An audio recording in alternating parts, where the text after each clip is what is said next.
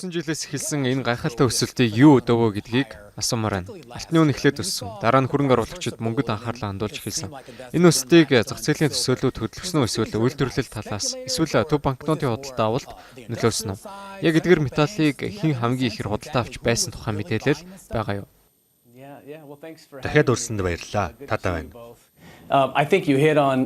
Таны дурдсан бүх хүчин зүйлс энэхүү үнийн өсөлтийг хөдөлгөсөн гэж бодож байна.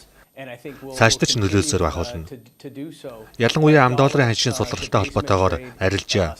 Мөн төв банкнууд хөрөнгөө Америк нэгдсэн улсын засгийн газрын бондуудаас өөр чиглэл төрөлжүүлэхийг эрмэлзэж байгаа нь үүнд голлох үүрэг гүйцэтгэж байна.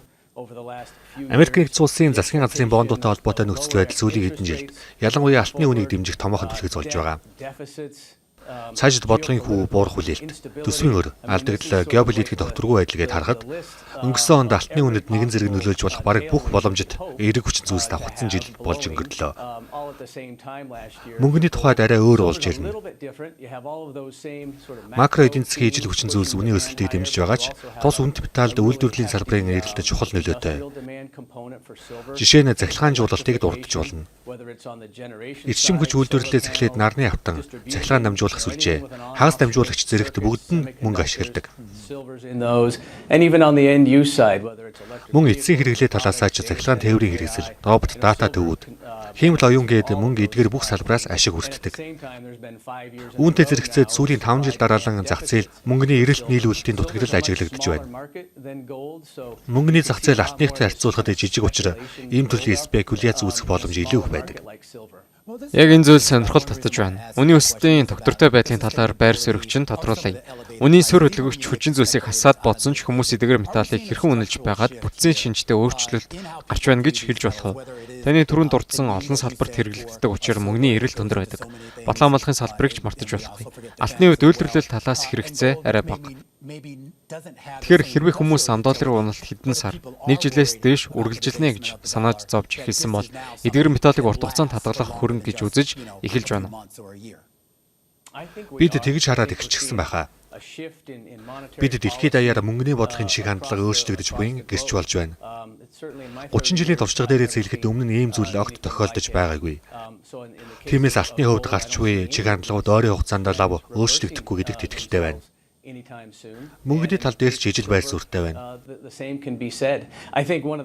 Миний бодлоор жинхэнэ өөрчлөлт авчирсан шалтгаан бол дэлхийд даяар эдгээр түүхийд эрдэс бодис металлууд өдөр тутмын амьдралд хичнээн чухал болохыг хүн төрөлхтөн ойлгож эхэлсэн явдал юм.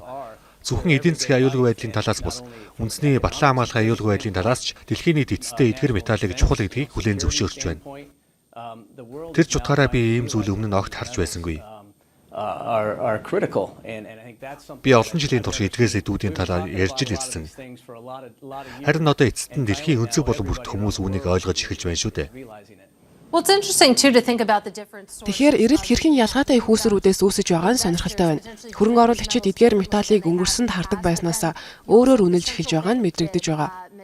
Гэтэл бас төв банкнуудын худалдаа авалтч байна. Тэгэхээр өнгөрсөн 7 хоногт Bloomberg News-ийн сонирхолтой нийтлэл гарсан. Тэрэн дээр тогтмол үнэлгээтэй криптовалют гаргагч Tether зах зээл шин төв банк мэтээр орж байгаа тухай дурдсан. Надад сонирхолтой байна л да. Та энэ бүх хүчин зүйлсийг хэрхэн огтлцож ирнэ гэж харж байна вэ? Өөрөөр хэлбэл төв банкнуудын худалдаа авалт байхад зэрэгцээ төвийн хөрөнгө оруулагчид болон таны хэлсэнчлэн бусад хүн үн цэнийг нь ойлгож сэрж байна гэдэл. Тийм ээ, Tether-ийн тухай нийтлэл маш сайн бүтээл болсон. Дэлхийн хамгийн том төв банкнуудын нөөцлөд үүсгээс их хэмжээний алт худалдаа авсан байгаа юм. Төв банкнууд асралтгүй алт худалдаа авч байгааг олон хөрөнгө оруулагчид дагсан гэж бодож байна. Энэ чиг хандлага нь 2022 онд Оросын холбооноос Украин халдсанаас эхэллээ. Үүний дараа төв банкнууд ам долларын хамаарлаа бууруулахын тулд алт худалдаа авалтаа эрчимжүүлсэн. Энэхүү чиг хандлагыг ихэнх хөрөнгө оруулагчид дагсаар байна. Энэ байдал ойрын хугацаанд өөрчлөгдөхгүй байхаа.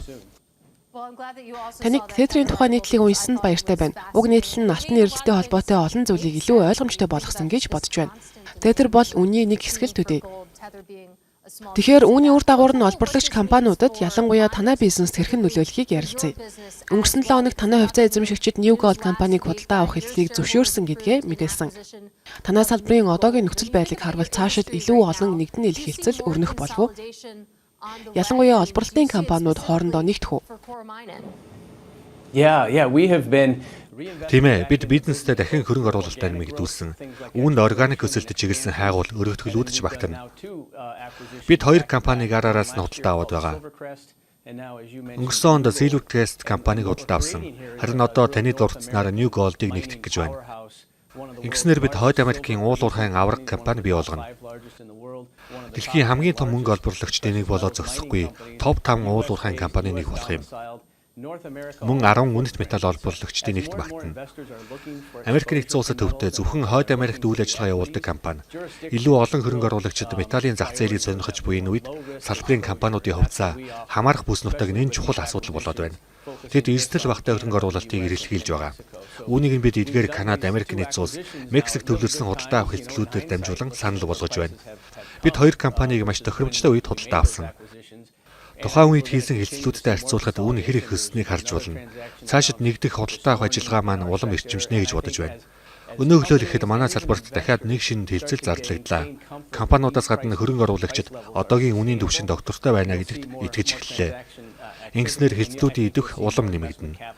Үүнтэй зэрэгцээ хөрөнгө оруулалтын урсгал хувьцааны зах зээл рүү илүү их орж ирнэ гэж харж байна. Учир нь металлын үн ингэж өссөн ч уул уурхайн компаниудын хувьцааны үн энэ өсөлтөд бүрэн уялдахгүй байгаа. Тиймээс бид маш өөдрөг төсөөлтөй байгаа. Учир нь эх хэдэн 7 хоногт манай салбарынхан үнэт металлын ханш эрс өссөн 4-р улирлын тайлангаа танилцуулна. Эх улирлуудад өндөр үнийн нөлөөгөөр маш их хэмжээний мөнгө урсгал бий болох байх.